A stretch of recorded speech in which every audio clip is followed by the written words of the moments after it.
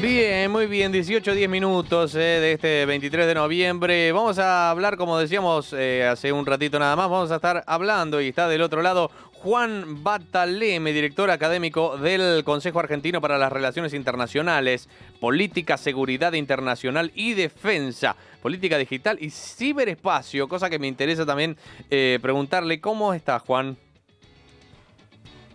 Uy, no te escucho. Habilita el micrófono porque me parece que lo tenés deshabilitado. Ahí está, ahí está, Ahora ahí está. sí, ahora sí. ¿Cómo estás? Buenas tardes, bien, gracias. Un gusto hablar contigo esta tarde. Bien, en principio imagino que tenés trabajo siempre, pero en estos últimos, ¿qué? 9 meses más. Sí, en realidad siempre es estable el trabajo, pero bueno, ha habido como más interés por ver lo que está pasando en el mundo desde el punto de vista militar y tratar de entenderlo. Y desde el punto de vista de la seguridad internacional, bueno, hacer preguntas que antes eran mucho más frecuentes, pero este periodo o este impas que fue la posguerra fría, viste, llevó a que se hablara menos de la guerra entre Rusia, de la guerra nuclear, etcétera. Entonces tuvimos que desempolvar viejos libros para hablar de cosas actuales. Y en esos viejos libros, ¿qué encontrás que se están utilizando ahora? Pero decís, pero esta estrategia ya se usó y se sigue usando. Y mira, hoy se habla de la disuasión nuclear, de cómo se han actualizado los arsenales nucleares, qué es lo que sucedía en los 80, cómo se pensaba en los años 80 una guerra en el centro de Europa, eh, también cosas que no están en los libros, ¿no? Como por ejemplo lo que se conoce como defensa distribuida, que es lo que ha hecho Ucrania, cómo, eh, cómo se hacen lecturas en relación a los instrumentos militares actuales.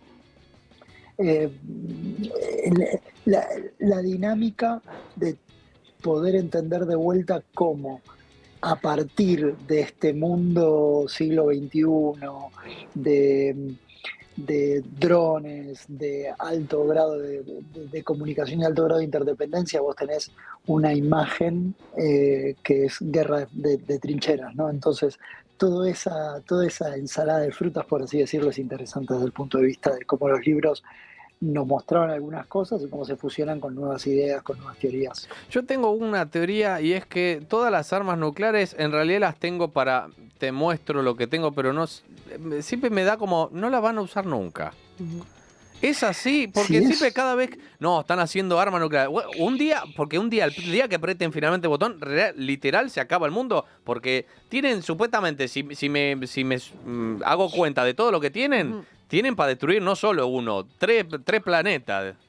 ¿no? Hoy en general, los países que son nucleares, por así decirlo, en total, si vos sumas todo, habrán del orden de las 5.000 cabezas nucleares, con el poder suficiente como para destruir el mundo. En el pico de la Guerra Fría, entre dos naciones había casi 10.000, ¿no? Así que sí, algo hemos logrado bajar los arsenales, pero, y es cierto, todos tendemos a tener la mirada de que las armas nucleares no se van a usar nunca, de que bueno, las tengo pero no las uso y esa es la base de lo que llamaríamos la disuasión nuclear. No obstante ello, siempre digo que para hacer un arma que nunca vamos a utilizar, los grandes poderes han dedicado los últimos 20 años a desarrollar sistemas de defensa antimisiles. Por lo Mm. tanto, si bien vos podrías decir que el punto de partida es que nadie cree que las tengamos que usar, vamos a desarrollar los sistemas para defendernos en caso de que a alguien se les ocurra usarla. Y la irrupción de Putin y esta guerra tan, no loca, sino tan siglo XX que aparece en el corazón de Europa, reactualizó todos esos debates, ¿no? Hay dos teorías y me gustaría justo, me parece que le estoy preguntando a la persona indicada. Hay una que es que Rusia está armada hasta los dientes y otra que Rusia tiene armamento viejo, que no tienen nada, que los escopetas que tienen son del 34, se les desarman, no tienen nada pensado. No, pero viste que en un momento se habló de eso. No, la verdad que eso es un mito porque son los rusos.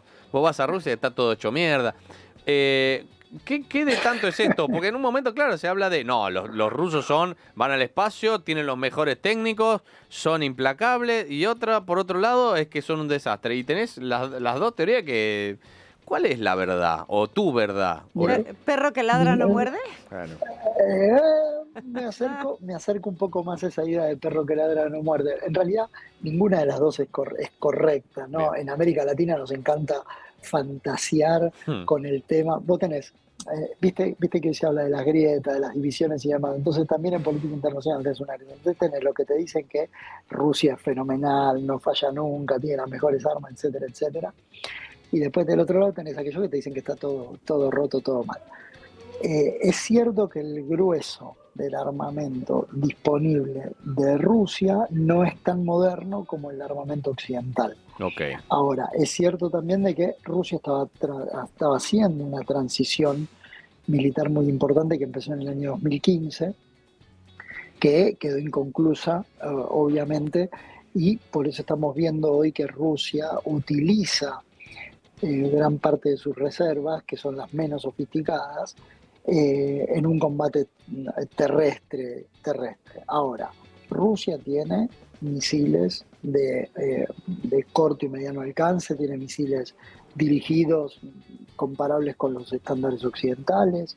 Eh, Se nutre de una tecnología que ha proliferado, que es la tecnología de drones, que, por ejemplo, de Irán, que es buena, tiene buena capacidad, tiene un sistema de defensa ciber, no te voy a decir comparable con el occidental, pero que le puede hacer doler la cabeza a Occidente. Entonces, digamos, no puede hacer el tipo de operaciones que hace Occidente. Occidente es superior convencionalmente a Rusia, pero Rusia es un actor de temer.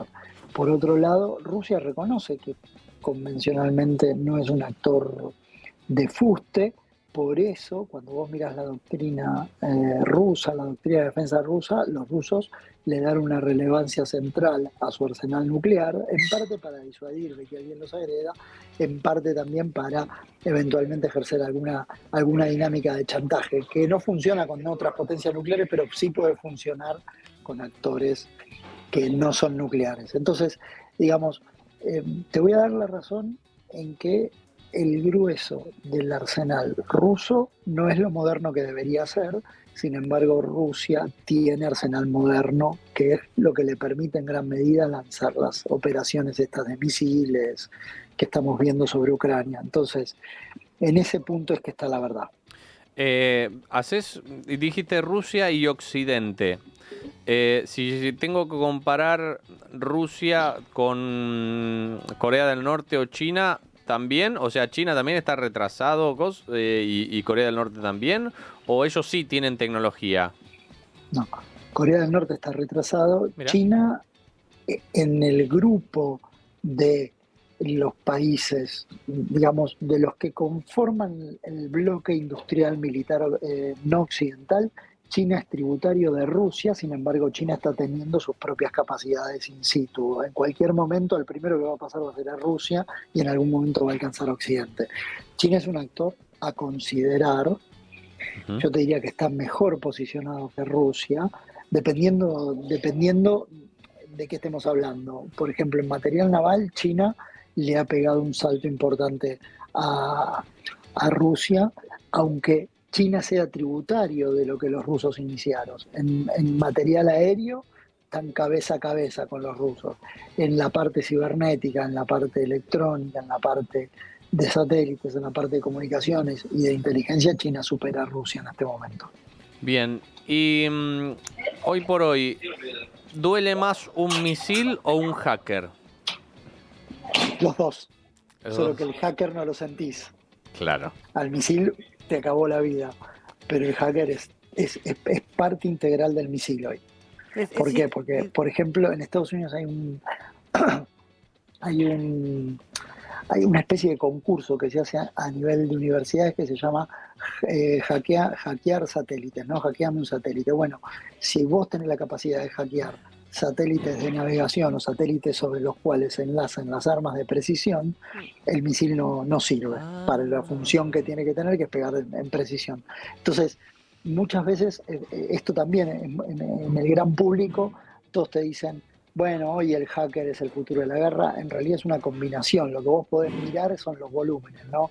Si vos necesitas un ejército más de hacker o un ejército o fuerzas armadas que tengan misiles, pero vos tenés que tener los dos hoy, porque los dos hacen a la respuesta integral defensiva de un país, pero también eventualmente a la condición ofensiva. O sea, vos no podés imaginar una España hoy que no tenga una estrategia de defensa posicionada en el ciberespacio, que no sea multidominio y que no tengas un buque como el príncipe de Asturias, ¿no? El buque insignia Sí. de la Armada Española, no en Ujú. este momento. Entonces, y eso es parte, ¿por qué? Porque ese buque en sí tiene adentro de sí mismo operadores cibernéticos que conectan, que le permiten a las Fuerzas Armadas Españolas, por ejemplo, tener un mejor conocimiento de la situación militar y al mismo tiempo interoperar con la OTAN, ¿no? Entonces, en ese caso sí, no es ni uno ni otro, son los dos que forman parte de la misma estrategia de defensa. Y en este escenario, en donde hablamos de líderes, hablamos de Estados Unidos, hablamos de China, ¿qué, qué papel cumple toda Latinoamérica? Porque es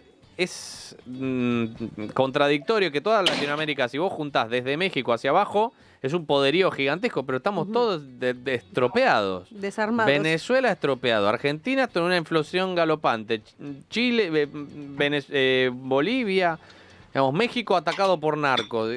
Sí, claro. Sí, ¿Qué además rol tampoco tiene? somos países que estemos muy armados Por eso. físicamente. O sea, además de toda la problemática económica social, Ajá. no creo que seamos países que tengamos nada en el la arsenal, Argentina ¿no? O no sea, sé si al final Macri creo que había encargado cosas en el último gobierno, no sé si ahora han comprado un nuevo arsenal, pero creo que la última compra grande la había sido en el último gobierno de Macri, el único. Sí, exactamente. Las últimas grandes incorporaciones de material militar las hizo el gobierno de Macri. Después todo lo demás se encargó en logística, pero cuidado con esa imagen de que América Latina no tiene. América Latina, sobre todo Brasil y Chile, forman parte de la red de interacción militar occidental, ¿no? Ujú. Colombia también, pero mucho más vinculado a los Estados Unidos. Entonces han logrado modernizar sus fuerzas armadas y Ah, proteger mira. sus intereses en, en lo estratégico en el plano regional y proteger sus intereses de forma de coalición, formando coaliciones con los países occidentales. Después tenés a Venezuela, que es un caso raro, atípico, porque saltó de red y ahora está con Rusia, con China y demás, y Argentina, que no es ni chicha ni limonada, no está con nadie. Entonces, estamos. Ahora, los problemas de América Latina en gran medida representa la capacidad para resolver problemas en el campo de alimentos, en el campo de energía, como los que hoy se enfrentan en Europa. Eso por un lado.